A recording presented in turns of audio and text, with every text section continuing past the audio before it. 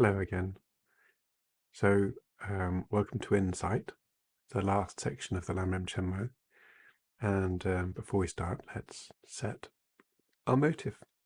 Motive based on the idea of having developed or working to develop a sense of responsibility towards all beings and take all beings out of suffering or help that way. To recognize that for us to be able to do that, we need to become a Buddha, achieve Buddhahood. And in order to do that, we need to follow the 6 perfections. But even without insight, we will not be able to cut the roots that keep us tied to suffering. So therefore, we must study suffering. We must study the cause of suffering. And in that process, we must understanding how to cut the cause of suffering through understanding this is insight. So let's use this opportunity today to help use this to improve our understanding. Okay, so Rinpoche has written quite extensively on insight because many people have written about insight. Many people love to talk about emptiness, and there are lots of text on emptiness and so on. And one of the aspects of this is to recognize that all of the legitimate or effective discussions on emptiness seek to do one thing, which is to cut our bond to samsara. And the approach to this is through recognizing or learning to recognize that our thirst, the Sanskrit word is Trishna, I think, or this thirst for existence, thirst for experience, thirst for life, thirst for happiness or sense pleasure. This thirst for existence is what we need to cut. And what we want to do is, in order to do that, is we must recognize that both ourselves and also those objects that we would consider having as being desirable to us or undesirable to us, we need to recognize that they're not efficacious. They're not able to give us what we imagine them to give. So any view that is actually able to thoroughly stop our thirst, in terms of our thirst for in this way, this that leads to grasping, leads to self-grasping or clinging, and attachment and anger. Anything that does that works for us. So it's not as if there's just one school, one way, one method at all. In fact, the important thing is that what we're looking to do is to show that there's an absence of something that in ourselves, but also in all things, everything. And that absence is the ability to be efficacious, to be able to give us the pleasure that we or be a cause of suffering in a way that we think they are. So that absence is hard to see. It's hard to point out directly because we're looking for something. We need to know about its absence. We need to know what it is that it's absent of. It's no good just saying, well, it doesn't have this or it doesn't have that. We need to know what that means. And then also we need to know how it works, so how it does that, delivers that. So it's always good to go back to, especially in terms of preparation, to go back to the 12 interdependent links and to recognize how samsara arises through the interplay or the interactions of the 12 interdependent links. And they are fundamental to really understanding the approach that Rinpoche is going to be taking to his exposition. Now he chooses to use Madhyamaka, the middle way school, in this text, And he does that because for him, he feels it's the most available to people. There are several others. So the Vibhasheseka and the Satantrika and the Chittamacha and mind-only schools are all legitimate means to understand selflessness or to understand insight. And they're all taught by Buddha or Buddha's students. So if you look at them individually, if you try to use the language from one with another, then it's very easy to become confused. So we've got to be very careful to recognize that each of these have been done in a way which serves a specific purpose. So one of the aspects of, and really important aspects of the Majjhima, the middle way, is that it doesn't. It tries to find a way of teaching which itself doesn't leave any stain or any sort of mistake in the actual teaching process itself. While the others don't do that so much, they concentrate on teaching a mechanism by which we can understand it. And then later on, as one understands it experientially, then one can let go so much of the explanation that's there. So it's not as if that they're wrong, it's just they use a different approach. Some people say, oh, no, they're only partial, they're not true. But the problem we would have with that is then to say there would be many teachers who are well known or renowned for having great qualities who would not otherwise have had those qualities.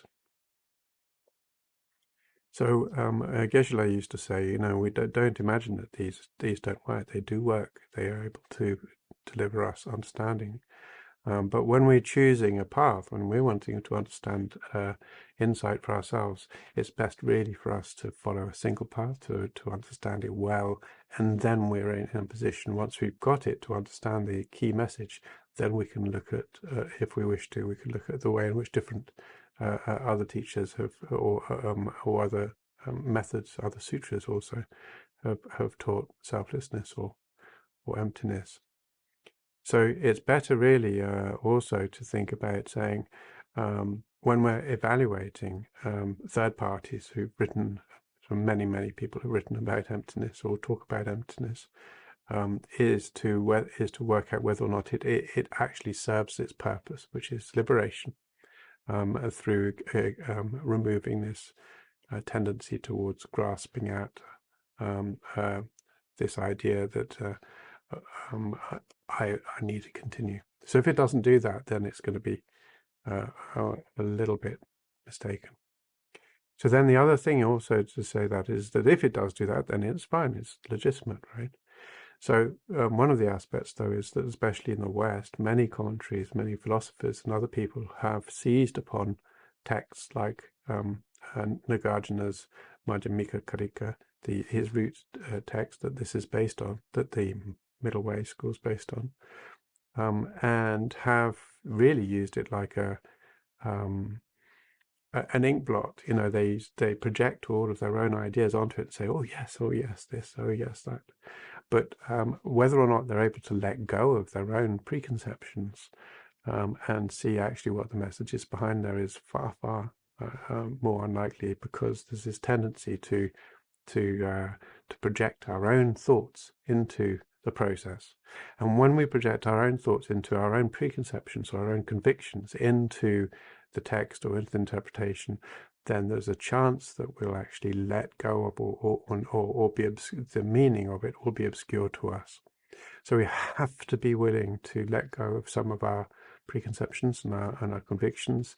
We must try to discover it completely fresh each time we study insight, and the rest, and the other Dharma is try to have a fresh, new mind, and generate a lack of experience in this sense. Not that we don't want to get. It's good to have experience, but to allow ourselves to look beyond our current convictions, right? So we don't know until much later on. We often don't really know what we don't know. So it's good for us to be able to allow ourselves to be shown something new that we would otherwise not see. Tsong-kha-pa also, again, has been accused by some Tibetans of being very intellectual. And this isn't an intellectual talk. He's not really interested in intellectual. He's interested in practice, and he's really interested in seeing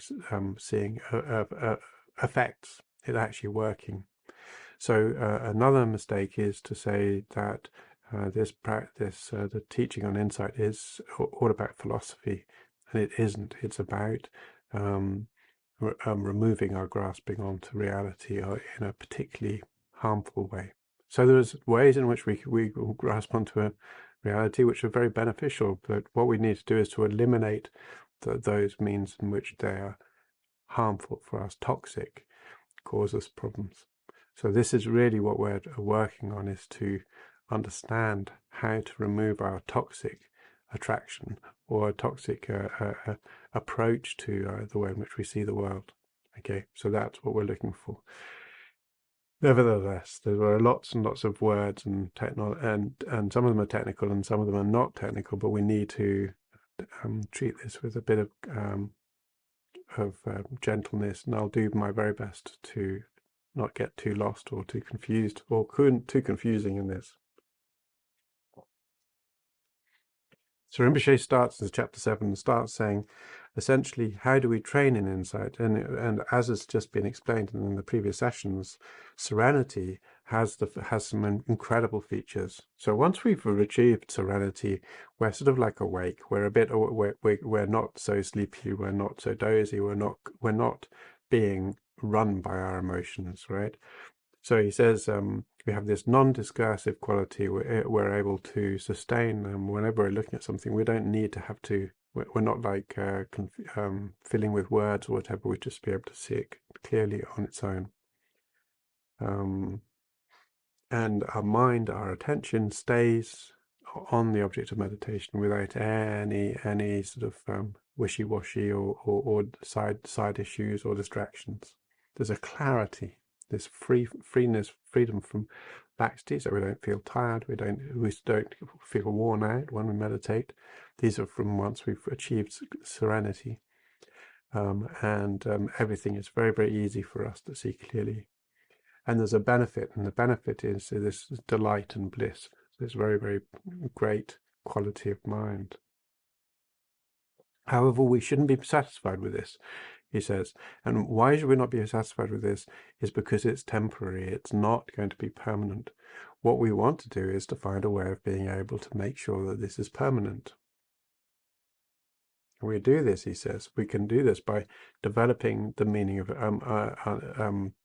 developing the wisdom that properly discerns the meaning of reality. Okay, and this is known as insight. This is what we're talking about, insight. He says concentration, serenity, and here he says mere concentration. It's not actually nearly anybody who's achieved serenity is worthy of our respect, regardless if they're Buddhist or non-Buddhist. He says, but mere concentration, serenity is found with non-Buddhists as well as Buddhists. It's not something specific to Buddhism. But the important thing is, regardless of whether or not we are Buddhist or non-Buddhist, if we don't get rid of the seeds, we're stuck in samsara. We get rid of the seeds of suffering, then we will remain in samsara. And therefore, serenity alone does not eliminate the seeds of our afflictions. However, serenity does in general get rid of the afflictions we currently have, that we're currently subjected to. So it has this huge benefit to us. But what we don't see is it remaining persisting. So essentially, we need to eliminate those seeds. We need to cut the root of samsara, right?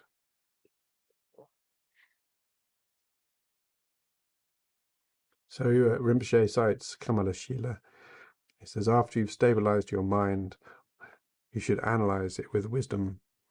It is the dawn of knowledge that obliterates the seeds of confusion. If you do not this, you cannot abandon the afflictions with concentration alone, just as non-Buddhists cannot. And Kamala Shila cites the King of Concentration Sutra. He says, although many people cultivate concentration, they do not destroy the notion of self.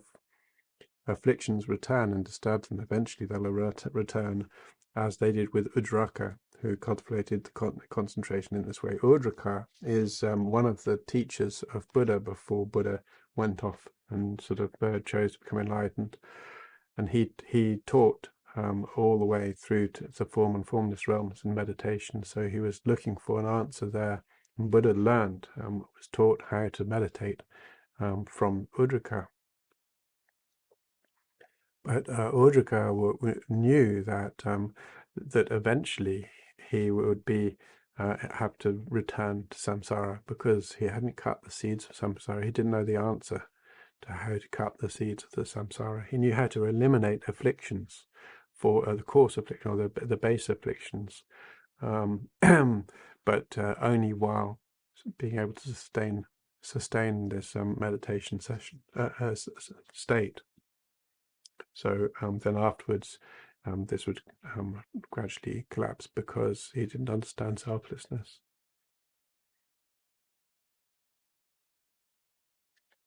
And Rinpoche explains, he says, the line, they do not destroy the notion of self, means that despite cultivating this concentration, we don't eliminate the concept of self.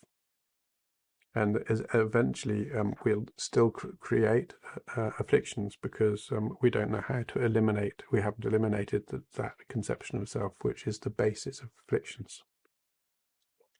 So the causal chain, how is it that this is the cause of the conception of self is the cause of suffering, is something that will be discussed, but was also discussed in the 12 interdependent links beforehand. So it says, what kind of meditation leads to a liberation? What actually is the path to enlightenment, and what is that? What brings us enlightenment, freedom? Enlightenment doesn't mean a light goes off. It means we're freed from the burden of suffering.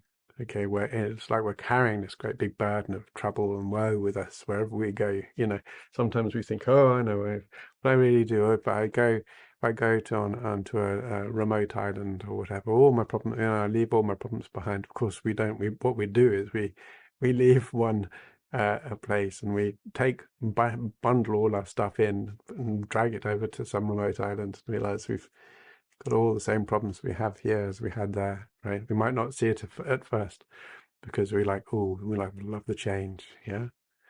But really, in the end, it's still we bring ourselves with us, right? We bring all of our luggage with us.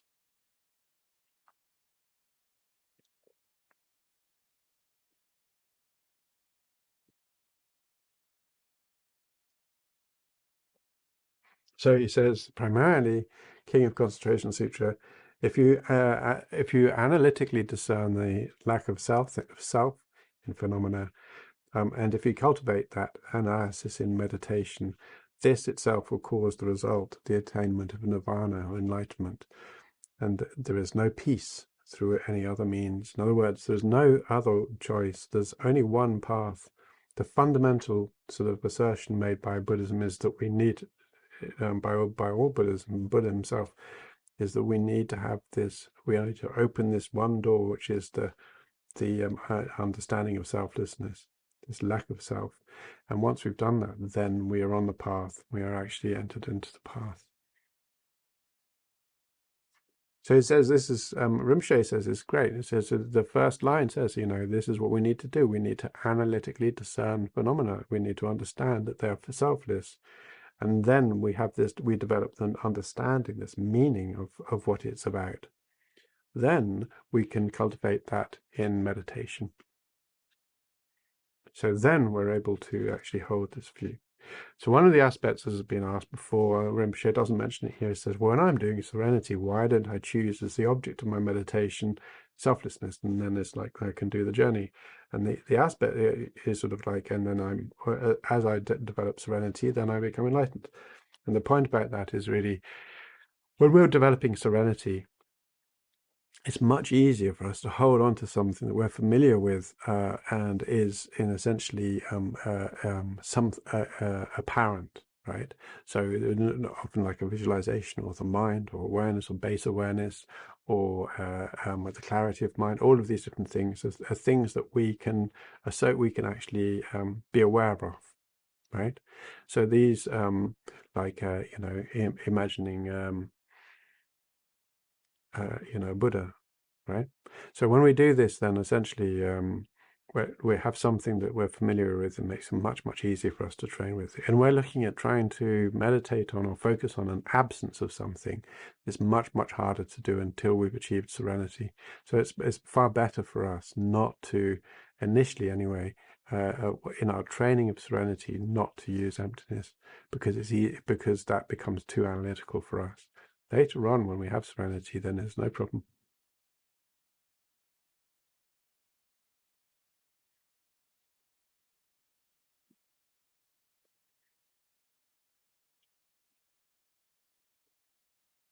So the fourth line, Rinpoche says, is there's no peace. Is as I was saying, there's no peace through any other means.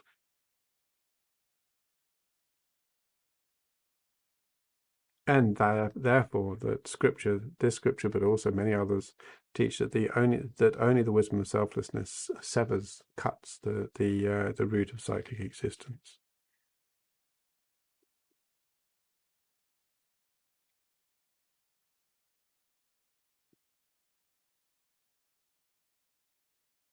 So one of the aspects of this, if we understand, look at the way in which cyclic existence is determined in terms of the various different correlating causes that keeps us bound into suffering, and this wheel of suffering, is that the approach that Buddhists take is this idea of recognizing insight into the nature of the lack of self in this specific meaning, which we'll go into later on, and then um, uh, this breaks the chain. So then the whole chain begins to fall apart.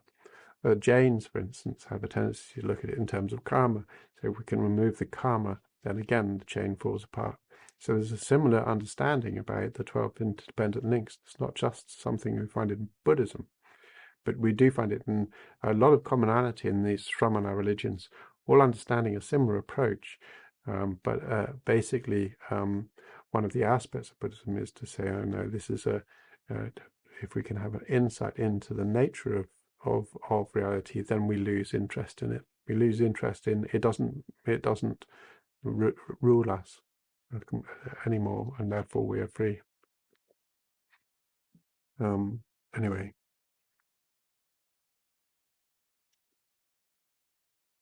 Buddhism also says that he can't really stop karma. Whatever we do is karma. So there's a slightly different meaning in terms of the approach used by Jain and Buddhism based on a slightly different viewpoints.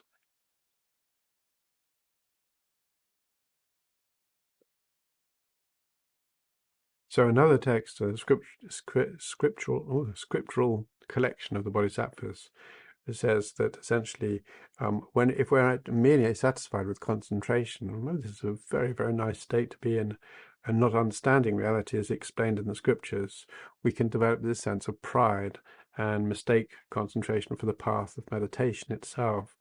And then if we do that, we make a mistake. So it's because of this that various different lamas have said, including the Buddha has said, one who listens to others will be free from aging and death. And the meaning of this is to say we need to understand, we need to listen, we need to consider, we need to study emptiness, we need to study insight.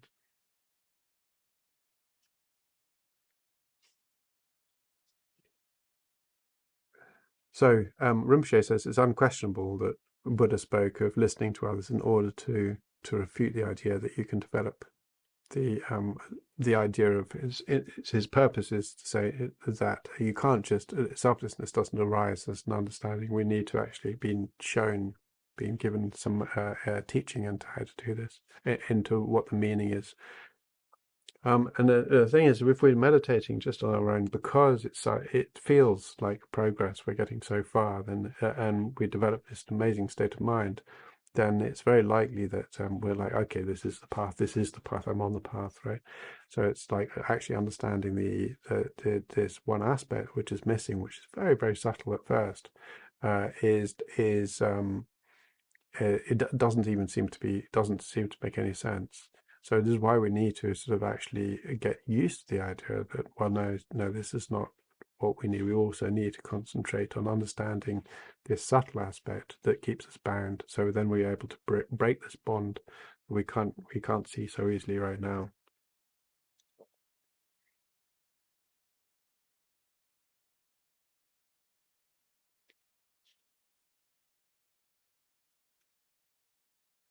So Rinpoche says, therefore, it's very important for us to determine ourselves and feel great sense of joy and happiness about the idea of saying that I must seek insight. I must understand this, and I want to understand selflessness and feel a strong attraction and joy of the opportunity to be able to understand this, not to be dreading it, not to be fearing it, but to recognize it as being the entry point to liberation, to enlightenment.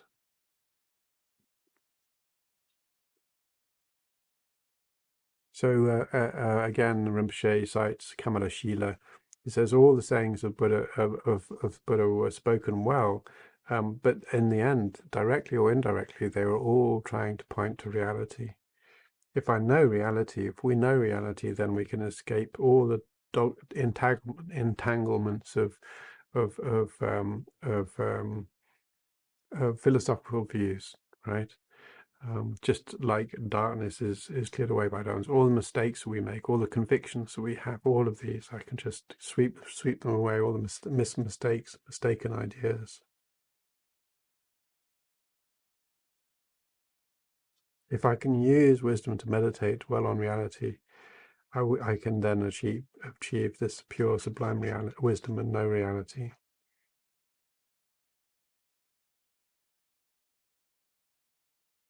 It says, so what is this reality? Ultimately, all things are empty of the two selves, the self of person and the self of phenomena. And what does that mean?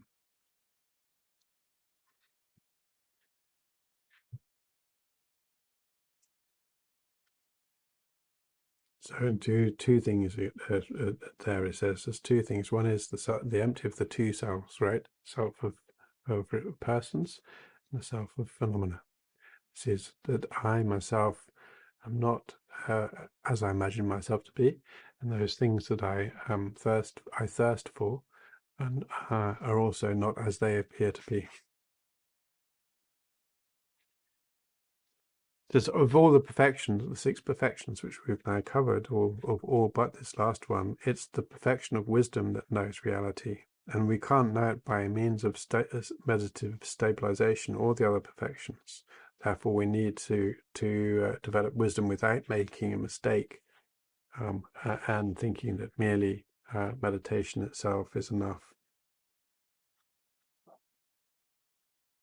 And he says, Sutra unraveling the intended meaning says, Bhagavan, through what Buddha, through what perfection should bodhisattvas apprehend the absence of essence and phenomena? Avalokiteshvara, replies Buddha, they should apprehend it through the perfection of wisdom.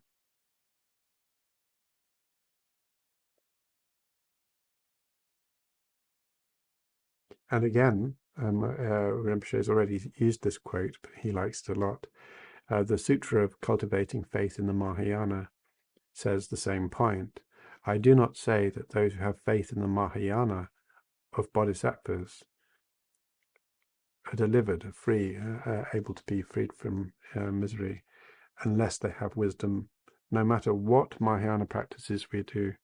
So this is the point, is essentially until we've freed ourselves from this grasping, mistaken view, then it does not matter how good we are, how kind we are, how generous and patient we are, how much effort we put in, and how deep our concentration, we're still not going to be free.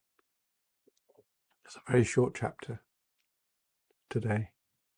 So that then puts us ready to start the next chapter, which is going to be on on definitive sources. So Rinpoche is not going to spend too long on that. I could probably do that too, I won't. So, which is going to be talking about why he's chosen Nagarjuna, Chandrakirti, and so on as the guides for helping him to do this. But I think for us nowadays, especially in the modern world, Nagarjuna, the middle way philosophy, remains the easiest for us to understand as a path to understanding emptiness. And one of the reasons for that is that it depends primarily on reasoning, and very much in the in accordance with later scholars through looking at demonstrating how the what's known as a reductio ad absurdum, using this way of being able to demonstrate that any other way of looking at things is wrong, is mistaken, or absurd. So one of those things is to say that generally we need to let go, be free of our convictions on how we think things are, and a lot of ways that we do that is by learning how they're not. So I don't want to talk too much more about this. I just want, on my side, to say I'm not going to be trying to add anything to what Rinpoche's, or change whatever Rinpoche's saying in these texts.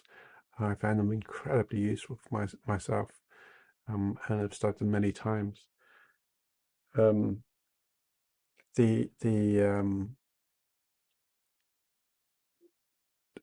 language can be really quite difficult, so I'll do my very best to try to keep it simple and keep it experiential. After all, in the end, what we're trying to do is not become philosophers. We're trying to become sort of anti-philosophers. We're trying to get rid of that. But in order to do that, we've got to understand some of the ways in which we know what words like existence mean. So we sort of have an idea about existence or reality or truth or and so on. And then what we need to do is actually understand them in context. So it's not as if they're particularly technical terms, and some of them are technical, but these particular ones I mentioned aren't. But it is important for us to, especially when we start chaining them together, to keep ourselves grounded in what it is we're really talking about. Yeah, and the purpose is not to become intellectual or to become philosophical, but to help us to come to a conclusion, which is that, okay, now I understand what it is that I see in the mode that I see it, which is mistaken, right? And then when we see that clearly, then it's like, okay, well, now I can see how this works more clearly, how it is. It gives me the availability to be enlightened. And then tying that with our meditation and the other four perfections, then we're ready to tread the path itself properly. And what more could we ask for? So I think I'll keep it very short today. I think it is important. One of the aspects of this too is that one of the things that I said beforehand last week is that when we do understand emptiness, we begin to understand emptiness, it helps all of the other aspects of our path. I think one of the things people like to talk about what emptiness is, which is sort of almost a mistake. But in fact, it's what emptiness, our understanding of emptiness does, which is important, is it frees us a bit. Almost as soon as we understand it, we begin to understand how to approach our practice. And right from the beginning all the way through, we can reevaluate and reconsider and learn how best to appreciate or appropriate our practice in a meaningful way. So it's incredibly empowering. And also helps us get rid of many problems which we would otherwise have. So things like obstacles to our meditation or obstacles in our meditation are pretty much, we have a handle on them just from understanding emptiness. So these things you see, and when we see that, and we say, okay, that this maybe this is good, and my understanding is good. If we sort of think that karma doesn't apply, that or that we're enlightened already, that whereas enlightened Buddhas or these sorts of things, or Buddhas don't really exist, then these things show that our understanding of emptiness is mistaken. So if things become blurred for us, or if we begin to lose understanding of karma, consequences, the inevitability of consequences to our actions, if we begin to not see that, then our insight's making a mistake. Our understanding of emptiness is mistaken. So we're looking all the time, checking. We can check to see how our views, how our actions interact and play with our understanding of emptiness. Okay, anyway, I'm talking, I always talk. So, short session. Let's dedicate any benefit to finding enthusiasm and inspiration to develop a strong and stable understanding of emptiness, so that we may be able to use it in our path to benefit all beings. Okay, and let's finish with a few minutes of meditation.